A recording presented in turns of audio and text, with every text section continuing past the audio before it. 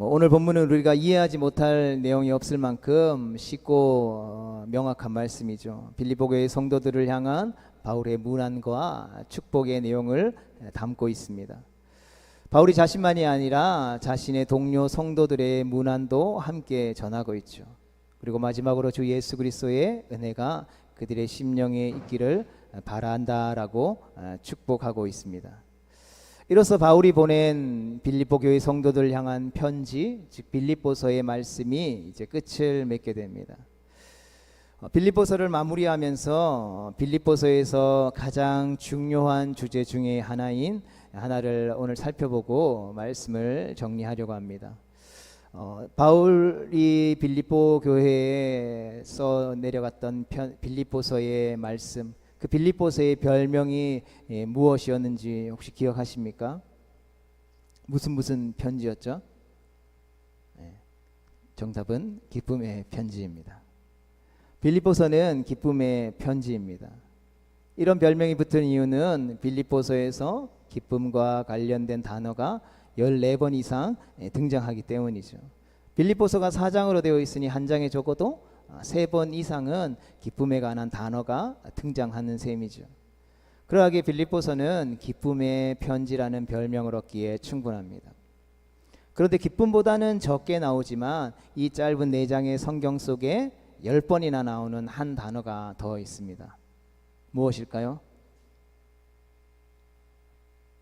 오늘 본문의 제목이기도 한 생각하다라는 단어이죠. 우리가 어떤 글을 읽거나 어떤 그 글의 핵심을 찾는 방법이 있습니다. 그것은 반복되어지는 단어를 찾는 것이죠. 누군가가 무슨 이야기를 할 때 같은 단어를 계속해서 반복해서 이야기하고 있다면 그 이야기의 핵심이 무엇입니까? 그 반복해서 이야기하는 그 단어이겠죠. 그래서 중요한 단어는 계속해서 반복해서 나오는 것이죠. 우리가 빌립보서를 기쁨의 편지라고 부르는 이유도 기쁨과 관련된 단어가 14번 이상 반복해서 자주 나오기 때문이죠. 마찬가지로 생각하다라도 그만큼 자주 나와서 빌립보서의 핵심을 이루고 있죠. 그래서 빌립보서는 기쁨의 편지이면서 동시에 생각의 편지라고 할 수 있습니다. 그러니까 바울은 빌립보서 전체를 통해서 우리에게 뭐라고 말하고 있다고요? 기뻐하라, 그리고 생각하라 라고 말하고 있다는 것이죠. 그런데 우리는 우리가 무엇을 생각하는지가 매우 중요하죠. 왜냐하면 우리는 생각하는 것을 담게 되고 그 닮은 것을 우리의 삶에서 행동으로 옮기기 때문이죠. 이처럼 생각이 우리 가운데에 중요하다라는 사실을 우리는 이미 앞서서 살펴보기도 했죠. 잘 기억은 안 나시겠지만 빌립보서 4장을 시작하면서 이 생각해야 된다라는 주제를 가지고 말씀을 나눈 적이 있습니다. 빌립보서 4장 우리 8절 말씀을 같이 읽어보겠습니다. 시작. 끝으로 형제들아 무엇에든지 참되며 무엇에든지 경건하며 무엇에든지 옳으며 무엇에든지 정결하며 무엇에든지 사랑받을 만하며 무엇에든지 칭찬받을 만하며 무슨 덕이 있든지 무슨 기림이 있든지 이것들을 생각하라. 아멘. 사도 바울은 이 빌립보서를 결론 지으면서 성도들에게 생각하라라고 명령하는 것이죠. 덮어놓고 수동적으로 누가 시키는 것처럼 그렇게 신앙생활하지 말라라는 것이죠. 그렇다면 무엇을 생각하라고 했습니까? 무엇이든지 참된 것, 무엇이든지 경건한 것, 무엇이든지 옳은 것, 무엇이든지 정결한 것, 무엇이든지 사랑받을 만한 것, 무엇이든지 칭찬받을 만한 것, 덕스러운 것, 찬양할 만한 것, 이런 것들을 생각하라고 말하고 있는 거죠. 왜 그렇게 이야기하고 있습니까? 사람의 말과 행동이 그 마음 속에서부터 나오기 때문이죠. 마음에 내가 어떤 생각을 하는지에 따라서 그 사람의 말과 행동이 결정된다라는 것이죠. 참된 성도가 되기 위해서는 단지 막 험한 말과 잘못된 행동을 고치는 것만으로는 충분하지 않다라는 것이죠. 참된 성도가 되기 위해서는 무엇보다도 마음을 새롭게 해야 한다라고 이야기하는 것이죠. 즉 우리의 생각을 새롭게 해야 한다라는 것입니다. 마음이 변화되지 않으면 말과 행동의 변화는 일시적일 수밖에 없기 때문이죠. 여러분, 남의 물건을 늘 훔치고 남의 물건을 늘 탐내는 도둑에게 경찰관의 옷을 입혀놓는 것은 아무 소용 없는 일이죠. 그러니까 남의 물건을 탐내고 남의 물건을 가지고 싶어하는 그 마음과 생각이 변하지 않으며 그 사람은 어떤 옷을 입는다 할지라도 어떠한 자리에 있다 할지라도 그 사람은 도둑일 수밖에 없다라는 것이죠. 그래서 성경은 무엇보다도 우리의 마음, 생각이 변화되어져야 한다라고 말하고 있는 것이죠. 그래서 사도 바울은 참된 성도가 되기 위해서는 반드시 필요한 것이 무엇인지를 가르쳐 주죠. 그래서 로마서 1장부터 11장 마지막 절까지 복음에 대해서 쭉 설명하고, 이 복음을 믿은 하나님의 백성 그리스도인 성도라면, 교회로 부름받았다면 첫 번째로 1절에 하나님이 기뻐 받으시는 산제물로 영적인 예배를 드려야 한다라는 것이죠. 우리의 나와서 그냥 예배 드릴 때에 그냥 헌금 딸랑하고 하나님 나 예배 드렸습니다 라는 게 예배가 아니라, 우리를 부르신 삶의 모든 자리 가운데에서 내가 숨쉬고 걸어가는 모든 걸음 가운데에서 하나님이 기뻐 받으시는 산제물로 나를 온전히 드려서 하나님 앞에 예배하는 예배자가 되어야 한다라는 것이죠. 그래서 우리의 예배는 주일날 하루 교회 와서 아침에 예배 드리고 점심 먹고 좀 쉬었다가 저녁에 예배 드리고 하나님 나 예배 잘 드렸습니다 하는 것으로 끝나는 것이 아니라, 주님의 몸된 전에 나와서 하나님 함께 모여서 예배하는 공동체 예배를 시작으로 우리를 부르신 삶의 자리 가운데 나아가서 삶의 예배가 다시 시작되어지는 것이죠. 지난 4년이라는 시간 동안 코로나를 겪으면서 한국교회 안에 이 삶의 예배가 얼마나 무너져 있었는지를 우리가 모두 다 뼈저리게 깨달았다라는 것이죠. 교회에 나와서 뭐 어떤 섬기는 자들의, 또 말씀 사역자들의 이 섬김을 통해서 예배드리고 찬양하고 말씀 듣고 성경 공부할 때에는 내 신앙이 좋은 것 같았지 생각했는데, 코로나가 터지고 사람들과의 만남이 멈춰지고 교회에 나와서 예배하고 말씀 듣는 것이 멈춰졌더니 어떤 현상들이 발생합니까? 자기를 부르신 삶의 자리 가운데에서 자기 스스로 예배 드릴 수 없는 적나라한 성도의 모습을 발견했다라는 것이죠. 그러하기에 영적인 산제물로 영적인 예배를 드리는 것이 가장 첫 번째로 중요하다라고 사도 바울은 이야기했죠. 그리고 나서 2절 말씀에 가서는 이렇게 이야기하죠. 같이 읽어보겠습니다. 시작. 너희는 이 세대를 본받지 말고 오직 마음을 새롭게 함으로 변화를 받아 하나님의 선하시고 기뻐하시고 온전하신 뜻이 무엇인지 분별하도록 하라라는 것이죠. 너희가 부르신 삶의 자리에서 하나님이 기뻐 받으시는 영적 예배자로 서서 하나님이 기뻐하시는 삶을 살아가고 있다면 생각해 보라는 것이죠.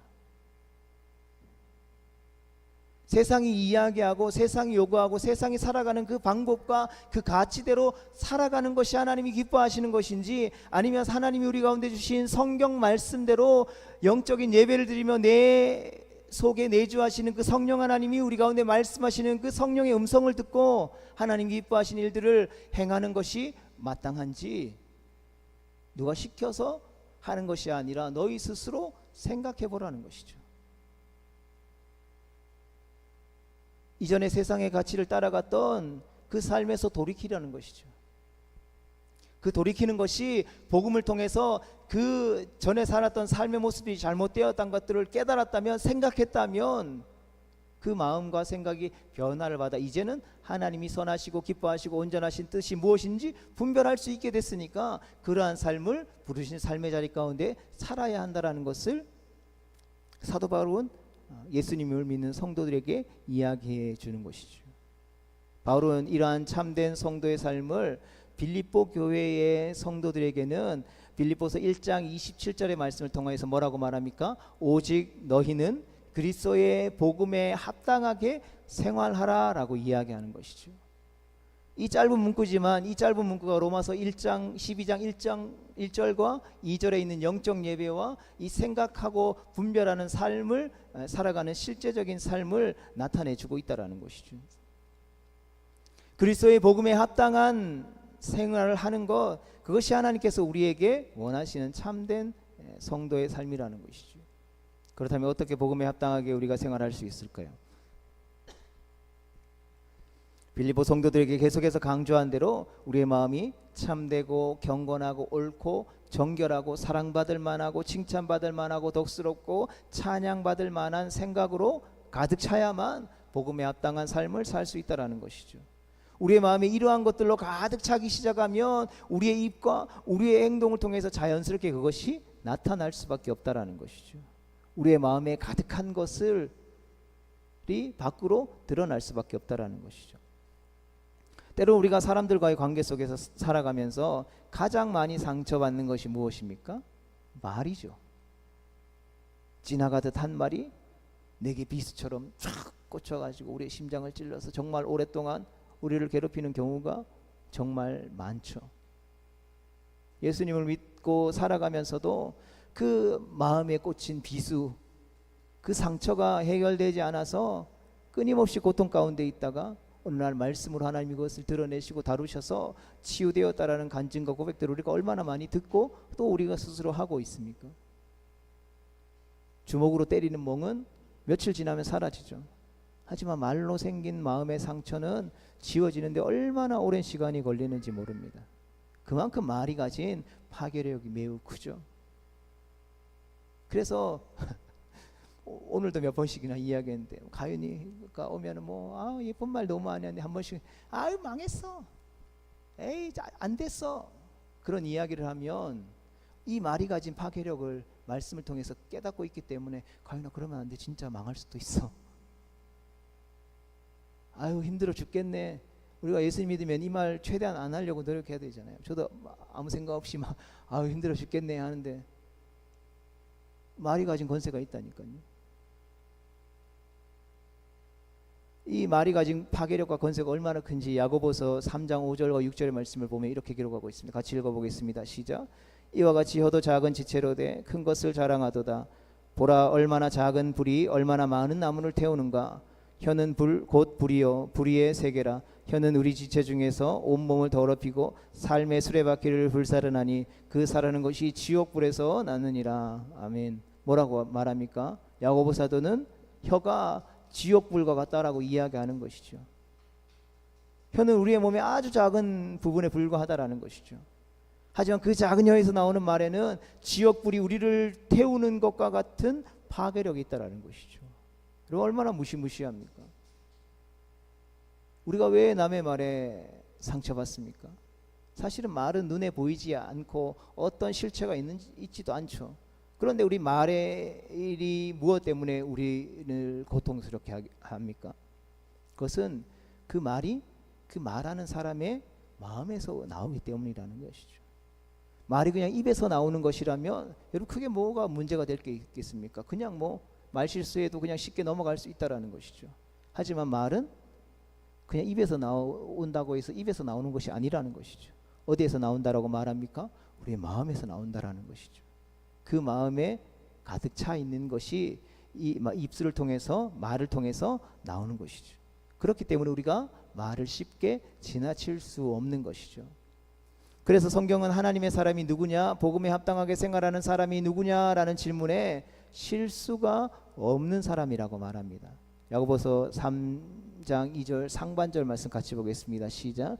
우리가 다 실수가 많으니 만일 말에 실수가 없는 자라면 곧 온전한 사람이라. 아멘. 어떤 성도가 참된 성도라고 합니까? 어떤 성도가 복음에 합당한 생활을 하는 사람입니까? 말에 실수가 없는 사람이라는 것이죠. 하지만 야고보 사도도 말하고 있는 것처럼 우리는 모두 실수가 많죠. 말 실수 누가 하고 싶어서 하겠습니까? 하고 싶지 않아도 할 수밖에 없는 존재라는 것이죠. 그러면 어떻게 해야 할까요? 해결책이 있죠. 성경은 우리의 마음이 새로워지면 된다라고 말하는 것이죠. 우리의 마음에 참되고 경건하고 옳고 정결하고 사랑받을 만하고 칭찬받을 만한 생각으로 가득 채우면 된다라는 것입니다. 그러면 우리 입에서 더러운 말이 나오지 않게 된다라는 것이죠. 우리가 참된 말을 하고 경건한 말을 하고 옳고 정결한 말이 나오게 된다라는 것이죠. 그런데 말뿐이 아니죠. 우리의 행동도 마찬가지라는 것이죠. 우리의 마음이 새로워지면 우리의 입술을 통해서 새로운 말들이 선포되어지고, 우리의 말이 새로워지면 우리의 행동도 새로워지게 되는 것이죠. 하지만 우리는 이런 생각을 어디서 얻을 수 있습니까? 우리의 마음을 새롭게 할 이러한 생각들이 어디서 나오는지 빌립보서 2장 5절 말씀이 우리에게 해답을 주고 있습니다. 같이 읽어보겠습니다. 시작. 너희 안에 이 마음을 품으라. 곧 그리스도 예수의 마음이니. 아멘. 이 말씀을 조금 더 정확하게 번역하면 이렇습니다. 예수 안에 있는 것을 너희 안에서 생각하라. 다시 말해 예수 그리스도의 마음 안에 있는 생각을 너희도 생각해서 너희 마음에 가득하게 하라라는 것이죠. 그러면 예수 그리스도의 마음 안에 가득한 생각들은 무엇이겠습니까? 바울은 초대교회 성도들이 불렀던 찬양의 가사를 통해서 예수님의 마음 안에 있었던 생각이 무엇인지를 우리 가운데에 말해줬죠. 빌립보서 2장 6절로 8절까지 말씀입니다. 함께 보겠습니다. 시작. 그는 근본 하나님의 본체시나 하나님과 동등됨을 취할 것으로 여기지 아니하시고 오히려 자기를 비워 종의 형체를 가지사 사람들과 같이 되셨고 사람의 모양으로 나타나사 자기를 낮추시고 죽기까지 복종하셨으니 곧 십자가에 죽으심이라. 아멘. 예수님 안에 가득했던 생각들을 쉽게 표현하면 이거죠. 내 뜻은 죽이고 하나님의 뜻에는 순종하는 것. 예수님은 하나님의 아들이십니다. 하나님의 아들이라는 말은 하나님과 동등한 분이라는 뜻이죠. 그런데 그런 예수님께서 우리와 같은 죄인의 모습으로 이 땅에 오셨다라는 것이죠. 오셨을 뿐만 아니라 온갖 수치와 조롱을 당하고 결국은 십자가에서 죽으셨습니다. 하나님과 동일하신 예수님께서 어떻게 이런 일을 행할 수 있겠습니까? 우리는 예수님이 받은 고난을 생각할 때에 십자가에서 죽으신 것만을 생각하기가 쉽죠. 그러나 사실 만왕의 왕이시오 만주의 주가 되신 창조주 하나님이신 예수님께서 우리와 같은 피조물이 되어 이 세상에 오신 것 자체가 고난이라는 것이죠. 온 세상을 창조하시고 하나님께서 자신이 만드신 세상 속에 갇히시고 시간과 공간을 초월해서 알파와 오메가 되시는 하나님께서 시공간 속에 스스로 매이셨다라는 것이죠. 자신의 뜻대로 무엇이든지 하시는 하나님께서 배고프고 피곤하고 사람들의 핍박을 받게 되셨다라는 것이죠. 여러분 이것을 엄밀히 이 비유가 적절할지 모르겠지만 우리 사람이 저 밖에 막 다니는 바퀴벌레가 된 것보다 훨씬 더 충격적인 일이 일어나는 것이죠. 그런데 그런 일이 실제로 일어났다라고 우리에게 증언합니다. 요한복음 1장 14절 같이 읽어보겠습니다. 시작. 말씀이 육신이 되어 우리 가운데 거하심에 우리가 그의 영광을 보니 아버지의 독생자의 영광이요 은혜와 진리가 충만하더라. 아멘. 그 하나님이 말씀이 육신이 되어서 즉 하나님께서 우리와 같은 사람이 되셔서 우리 가운데 거하셨다라는 것이죠. 중요한 것은 그 이유겠죠. 왜 하나님이신 예수님께서 우리와 같은 사람이 되는 충격적인 일을 행하셨을까요? 그 이유는 단 한 가지죠. 하나님 아버지의 뜻이었기 때문에. 이것은 하나님이신 예수님께서 십자가에 못 박혀 돌아가신 이유이기도 하죠. 예수님은 분명 하나님이십니다. 예수님은 생명의 주님이시죠. 생명의 기원이십니다. 그런 예수님께서 죽는다라는 표현 자체도 말이 되지 않는 것이죠. 그런 예수님께서 죽으셨다라는 것이죠. 그것도 가장 비참하게 저주받은 사람이 지게 되는 십자가에서 죽으셨다라는 것이죠. 어떻게 이런 일이 일어났을까요? 하나님 아버지의 뜻이기 때문이죠. 그 하나님 아버지의 뜻은 바로 그 독생자 예수 그리스도를 십자가에 못 박아 죽임으로 말미암아 그의 피값으로 저와 여러분을 구원하시는 계획이자 뜻이었죠. 예수님은 비록 하나님이시고 죄가 없는 분이셨지만 오직 하나님 아버지를 사랑함으로 아버지의 뜻에 순종하셨습니다. 여러분 물론 이런 예수님의 순종은 쉬운 일이 아니었죠. 예수님께서 마지막 십자가를 달리시기 전에 겟세마네 동산에서 드린 기도를 우리는 기억하고 있습니다.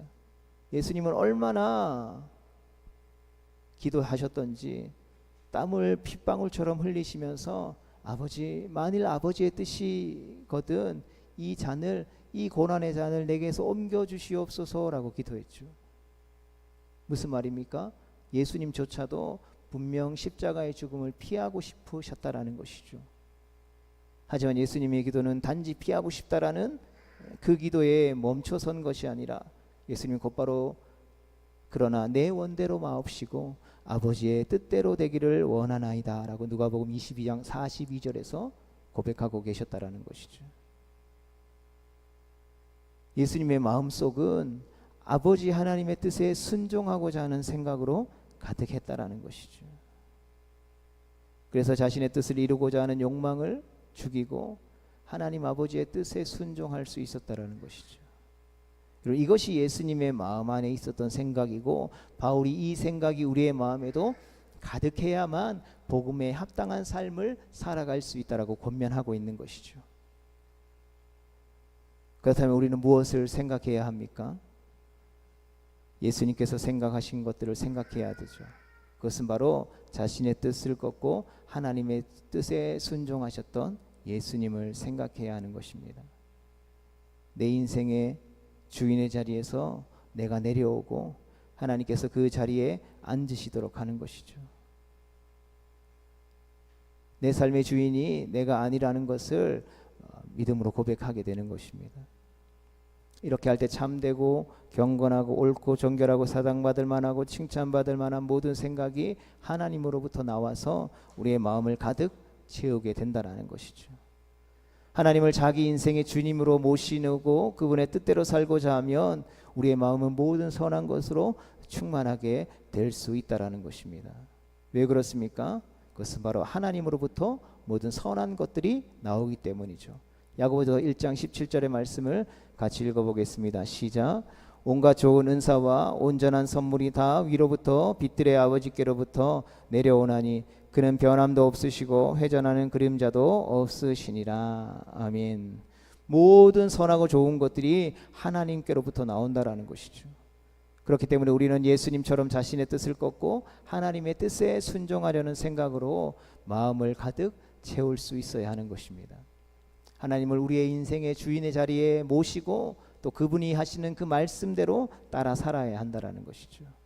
그렇게 할 때 우리의 입술과 우리의 말과 행동이 새롭게 변화될 것이다라는 것입니다. 이것이 이 세상을 본받지 않고 오직 그리스도의 복음에 합당하게 생활하는 거룩한 하나님의 백성 성도의 삶이라는 것이죠. 성도는 그런데도 불구하고 우리가 이 사실을 잘 알고 있죠. 그럼에도 불구하고 우리가 오랫동안 신앙생활을 했음에도 불구하고 우리의 삶의 변화가 없는 이유는 무엇이겠습니까? 왜 우리가 교회를 오래 다녔을수록에도 불구하고 왜 세상 사람들과 생각하고 판단하고 행동하는 것이 별반 다를 것이 없을까요? 성경을 지금 하루에 5장 10장 읽는데 이거보다 더 많이 읽으면 해결될까요? 기도를 하루에 1시간 2시간 하는데 한 10시간씩 하면 해결될까요? 모든 공예배에 빠지지 않고 계속해서 철석하면 될까요? 물론 이런 것들도 너무나도 중요한 요소 중 하나입니다. 하지만 이보다도 더 본질적인 것이 있다라는 것이죠. 그것은 바로 예수님의 마음에 있었던 생각, 내 뜻을 꺾고 하나님의 뜻에 순종하려는 생각이 우리의 마음 가운데에 가득해야 된다라는 것이죠. 이것이 없으면 우리가 하는 모든 것은 위선에 불과하다라는 것이죠. 인간이 가지고 있는 생각이 무엇입니까? 서 있으면 앉고 싶고, 앉고 싶으면 눕고 싶고, 누우면 자고 싶은 것이 인간의 생각이라고 세상 사람들도 다 알죠. 이것이 인간의 죄인 인간의 본능이라는 것이죠. 그러나 거룩한 성도는 어떻게 살아야 한다라는 것입니까? 오히려 누워 있을 때 앉으려고 하고, 앉아 있을 때 서려고 하고, 서 있을 때에 뛰어가려고 하는 자가 되어야 한다라는 것이죠. 세상 사람들이 다 말하고 따라가는 가치가 아니라 그 가치와 반대대로 하나님이 원하는 가치를 향하여서 마치 거꾸로 강을 거슬러 오르는 연어들처럼 그렇게 세상의 풍파를 온몸으로 맞이하는 자들이라는 것이죠. 여러분, 이것이 없으면 우리가 하는 모든 행위들은 위선에 불과하는 것이죠. 여러분, 내 뜻을 꺾으려고 하는, 하나님 뜻에 순종하려고 하는 그 몸부림이 오늘날 없잖아요. 그러니까 교회에 와서 십자가 복음, 헌신 이런 거 말고 어떻게 하면 내 마음 위로받을 수 있는지, 어떻게 하면 더 행복하게 잘 살 수 있는지, 그거 안 해주면 다른 교회로 가고, 또 그거 안 해주면 투정 부리고, 그거 안 해주면 뒤에서 욕하고, 그런 이들이 얼마나 많이 있습니까? 그러다 보니까 어떤 삶의 문제가 발생했을 때 어떻게 됩니까? 그냥 무너져 버리는 거죠. 어떠한 면에서는 믿음의 야성이 사라져 버렸죠. 내가 스스로 일상에서 내 안에 내주하시며 나와 함께 하시는 성령 하나님의 이끌리심을 받아서 하나님이 기뻐하시고 선하신 뜻에 따라 순종하는 그 선택들이 없는 거죠.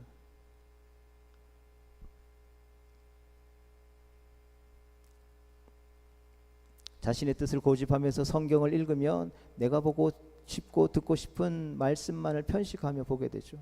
그래서 우리가 성경책을 읽을 때 때로는 읽다가 좋은 말씀이 있으면 이렇게 줄 쳐놓잖아요. 그 줄 쳐놓은 것만 봐도 이 사람이 평소에 무슨 생각을 가지고 있구나, 어떤 말씀에 은혜를 받는구나 다 알 수 있죠. 또 자신의 뜻을 막 고집하면서 기도 열심히 하면 하나님을 내 욕망을 이뤄주는 알라딘 지니 램프처럼 생각하는 것이죠.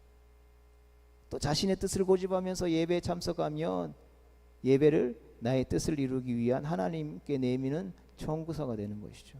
하나님, 먼저 그의 나라 의를 구하라 그래서 내가 바쁜데도 주일날 와서 앉아서 예배했죠. 하나님, 먼저 그의 나라 의를 구하면 이 모든 거 다 도와해 주신다고 했으니까 내가 삶 속에서 나아가서 또 회사 생활하고 직장 생활하고 또 일터에서 생업의 현장에 살아갈 때 성공 출세 돈 많이 벌게 해주세요. 안 그럼 하나님 약속하신 거 거짓말이니까 하나님 안 믿을 거예요.